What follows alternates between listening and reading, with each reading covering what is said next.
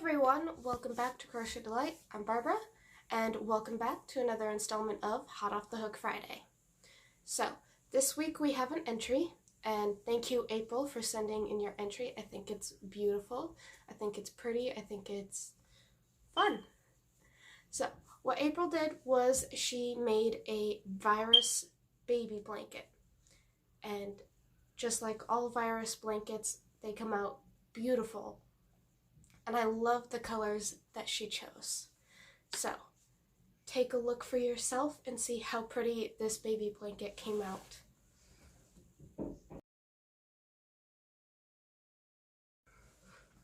Alright, so again, thank you, April, for sending in a picture of the baby blanket that you made. I'm so happy every time anyone puts anything in an email for me to show here on Hot Off the Hook Friday. And it's not an obligation. I want that to be 100% clear for everybody. It's never an obligation. I want to apologize if my voice is a little too low. I had to take a couple puffs of my inhaler, which just kind of disappeared on me. Yeah, I had to take a couple puffs of this right before I started videotaping, because the first two puffs didn't work that well. But alright, so before I get to my stuff, which is just a little bit of a catch-up, I apparently did have something for 2 Fridays ago, but I forgot about it, so I'm going to show it now. But real quick, you guys know that I had to have an endoscope. I'm very bad at it. I had to have a scope go down my throat to see whether or not it was my acid reflux that was causing my problem. It's not. I have asthma. So, here's a little tip. If you guys have a doctor and you're diagnosed with asthma as a child, but your doctor or whatever doctor takes you off of your inhaler and doesn't fix your asthma, an inhaler is just a band-aid. Get a new doctor if they take it away. Because it was very shocking to hear from a doctor, a professional, one that's seen my condition before, say that I'm lucky to have survived this long. And those were his exact words, that he was lucky,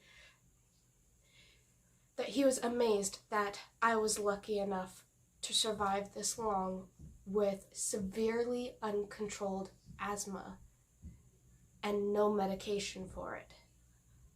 I'm 24 and I was cut off of my inhaler probably a good 15 years ago. Let's see, I was probably like 7 when he cut me off of my inhaler. So however long from 7 years old till now, I have not had an inhaler or any type of medicine for that. So I need this, and I have a scheduled appointment for a consultation for me to see a pulmonary doctor. So that's very shocking to me. After all these years, I have to find out that I told everybody I had asthma. Nobody believed me. Well, my mom didn't believe me. Doctors didn't believe me. And now I'm proving to them I have asthma.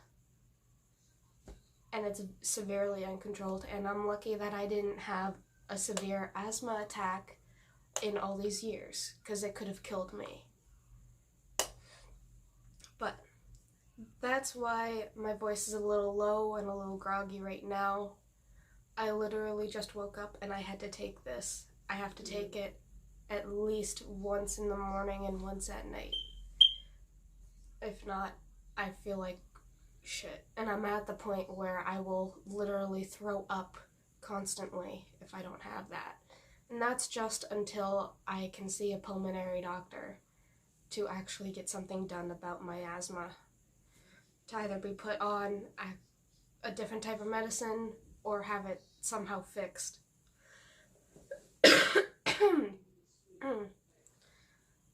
But, alright, so, the project that I forgot to show you guys 2 weeks ago because I completely forgot, is unicorn. I made yarn, and you guys have seen unicorn poop and unicorn farts. Well, this is unicorn. And I figured if unicorn poop was, a darker color, I'd want unicorn farts to be lighter because I wanted it to be more along the lines of what a unicorn would be. So, without all the puffs in it, this is what unicorn looks like. It's got, for me right now, it looks very purplish on the camera, but right here in person, right there, that's a perfect representation of what I see in person. I see a lot of pink, I see a lot of purple, I see a lot of the blue, and I see some parts where it's blending in. It's not all purple, like that spot right there. Well, this angle. At this angle on the camera, it looks mostly purple, but it's not. It's got a lot of pink in it. But this is what I forgot to show you guys 2 weeks ago because I just forgot about it because I was moving in and trying to get everything organized. So, unicorn. Now, fiber of the month, Afghan. That is over that way, and it's not finished. I haven't really worked on it at all, but I am getting more of the yarn for it done, which last time you guys saw this, it was way up here. So I got a bit more done, and this is June's box. I dyed it, and now I'm spinning it.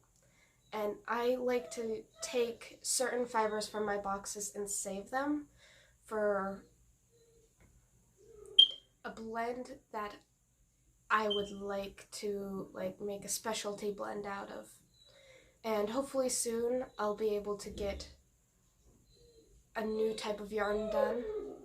I want to do a scrapped line of yarn, which is any type of wool top, so it would be like this piece, scraps. So I have a lot of this cut up, and at the end, if this gets too full, since I can't really ply it because I'd be worried about it falling apart as I ply it, and I'd be worried about the fuzziness going away because of how I would have to hold it. I'll probably save cut up bits from this for that line. So what scrapped would be, and I have some synthetic. If any of you are a spinner and you want something to start with, I do not recommend the Red Heart roving. This is 100% a roving yarn. It's actually the Mainstays roving. Halo roving by Mainstays, which is the Walmart brand. But I would not start with this if you're a beginner, because I tried to spin some of it up last night. Let's see. The staple length, if you pull a little out, it is a long staple length, like, say, up against my hair, you can see that.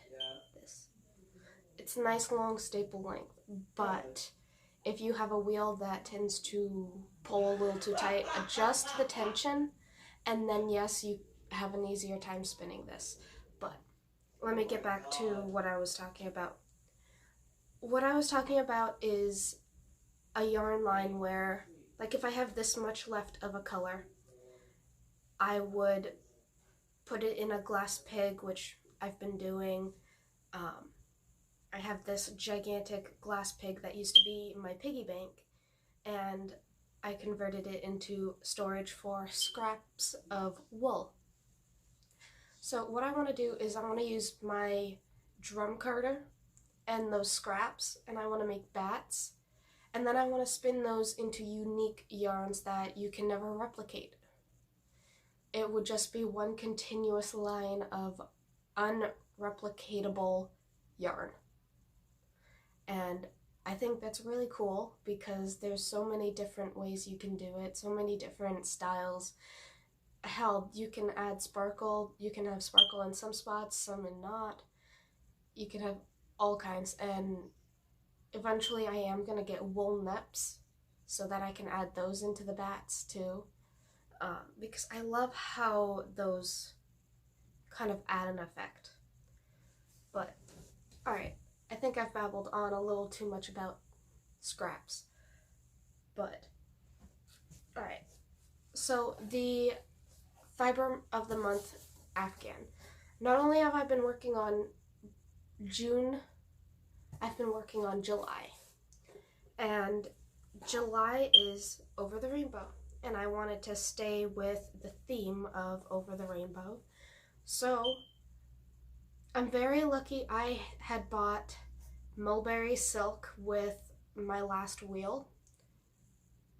Wait, was it with that? No, it was the one before that. Because in July's box, if you try to... Oh, pardon me.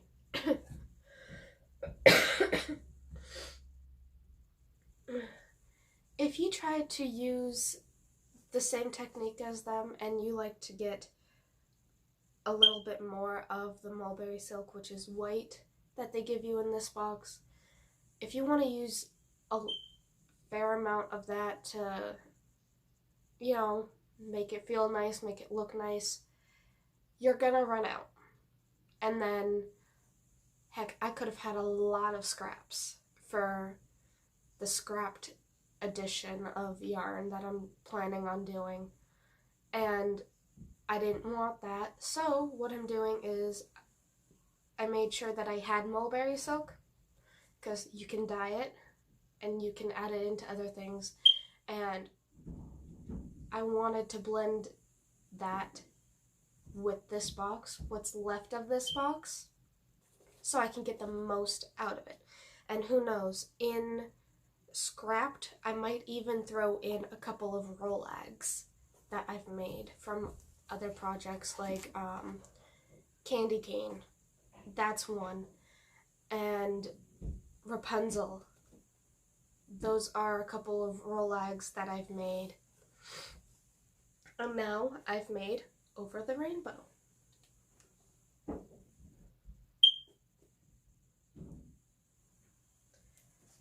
So those are the rollags that I've gone and made.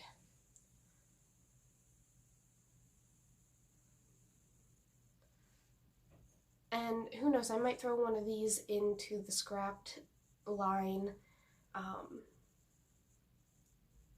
not sure just yet, but I might throw this one in. It's got a lot of white in it. That's because I used, for this one, some Corridel wool that I had laying around. I just wanted to get it used up. So I used it, and I kind of like the subtlety. Like, you can definitely still see the colors.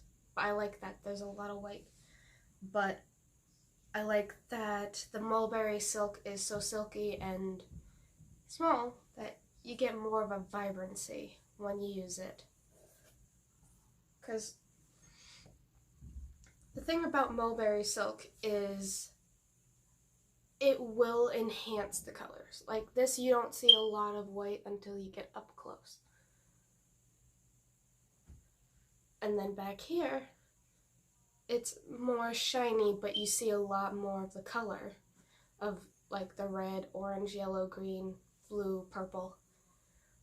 But when you get up close, you still see a lot of the color, but you see the white. You see the mulberry silk. So that's actually it for this Hot Off the Hook Friday.